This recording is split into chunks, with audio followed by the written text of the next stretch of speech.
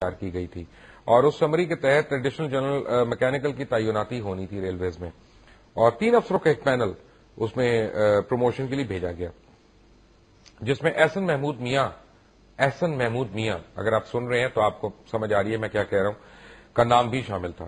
اور احسن محمود میاں جو ہیں وہ سلیکشن بورڈ نے ان کی سی وی کے آگے، ان کے نام کے آگے اپنے کامنٹس دیے کہ احسن محمود میاں انتہائی کرپٹ جانے جاتے ہیں اور نااہل ہیں، اور سینئر پوسٹ پہ کام کرنے کے لیے ان کا ٹیکنیکل تجربہ مطلوبہ تجربے کے مطابق نہیں ہے۔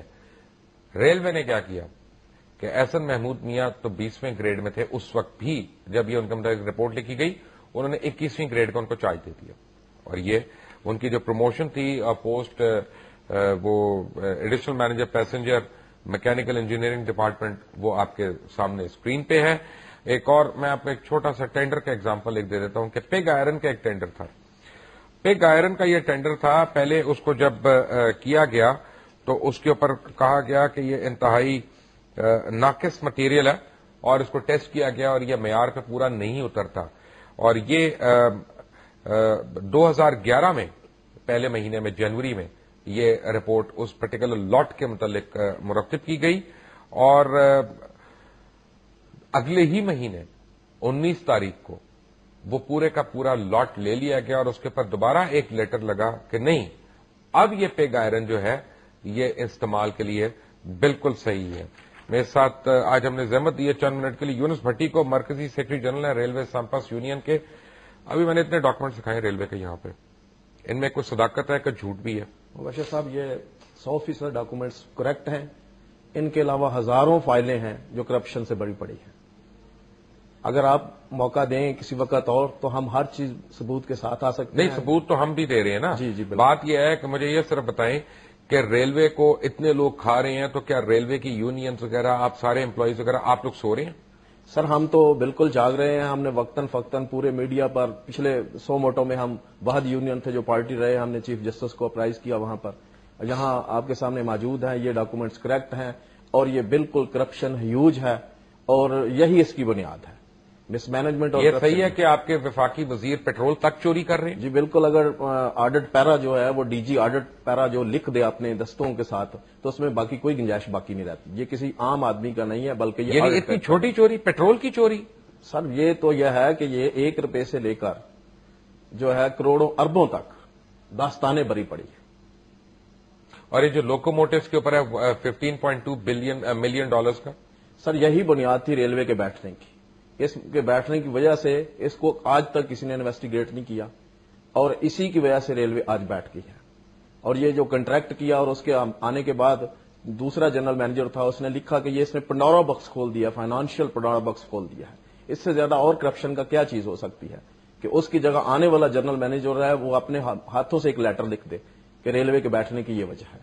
اور ابھی بھی یہ افسوس کی بات ہے کہ جس کے متعلق یہ ڈاکومنٹ ڈسکس ہو رہا ہے وہی جنرل مینیجر کو دوبارہ جو ہے وہ کانٹریکٹ دے دیا گیا ہے، اور ریلوے وزیر صاحب کہتے ہیں جی نے اس کے آپ کو تنخواہیں ملنا شروع ہو گئی؟ جی یہ تنخواہیں جو ہیں وہ میڈیا حضرات اور اس کے علاوہ چیف جسٹس آف پاکستان کی شفقت سے جنہوں نے یہ سٹیپ لیا اس کی وجہ سے پینشنز اور تنخواہیں آج مل رہی ہیں۔ وزارت خزانہ جو ہے ہمیں ہر مہینے 2 ارب 30 کروڑ روپے کے قریب جو ہے ہمیں ادا کر رہی ہے، جس سے ہمیں تنخواہیں مل رہی ہے۔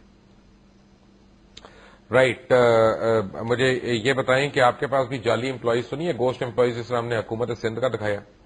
جی یہاں گوسٹ امپلائیز تو نہیں ہے، لیکن جو امپلائیز ہیں وہ ہیں موجود ضرور، لیکن ہزاروں ایسے پوائنٹ ہیں کہ جہاں پر جیسے آپ یہ پوائنٹ لے لیں کہ لاہور جو ہے گڈز یارڈ ہے، وہ وہاں جہاں گڈز کی ٹرینیں ہوتی ہیں وہ عرصہ دراز سے بند پڑا ہوا ہے، اور اس کے امپلائیز جو ہیں وہ ریلوے سے ماہانہ تنخواہیں لے رہے ہیں، کوئی ان کا پتہ نہیں ہے کہ وہ کہاں ڈیوٹی کرتے ہیں کہاں نہیں ہے، ایک لمبی لسٹ ہے ان کی، اور کوئی اس کا ذمہ دار نہیں ہے کوئی بتانے والا کہ لاہور اسٹیشن کی اگر لے لیں، لاہور کی گڈز یارڈ جو ہے اس کے جو ہے ہزاروں کے حساب سے امپلائیز ہیں وہ کہاں چلے گئے۔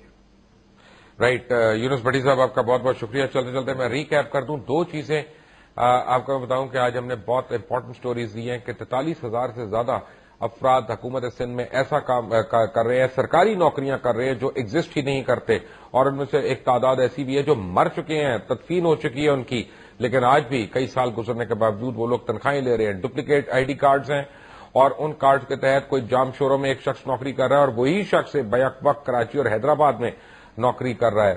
9 بلین سے زیادہ کا جو ہے وہ ٹیکہ لگایا جا رہا ہے صرف سرکاری تنخواہوں کی مد میں, اور جو مراد کی مد ہے اس کا ابھی تک ہمارے پاس کوئی فگرز نہیں ہے, کوئی کیلکولیشن نہیں ہے. لیکن اس کا جو کریڈٹ ہے وہ جاتا ہے نادرا کو. نادرا نے اپنے اون پہ اس ڈیٹا بیس کو تیار کیا, نادرا نے اپنے اون پہ اس ڈیٹا بیس کو ویریفائی کیا. اس لیے میں آپ کو یہ بتا سکتا ہوں کہ یہ انتہائی اوتھینٹک رپورٹ ہے.